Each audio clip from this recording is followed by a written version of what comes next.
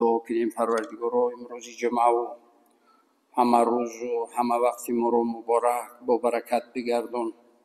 پروردگارا در این روزی سعید جمعه و روزی اجابت دعا همه این حاضرین به امیدخانه آمدند و دست امید به سوی خودت برداشتند و هر یکی امیدها و آرزوها و نیتهای نیک دارند.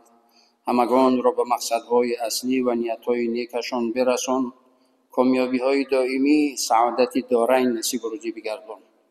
پروردگارا در این روزی سعید و روزی اجابت دعا گذشتگان همه ما را رحمت مغفرت، قبرهایشان را با نور قرآن منور، روحهایشان را شاد بگردان.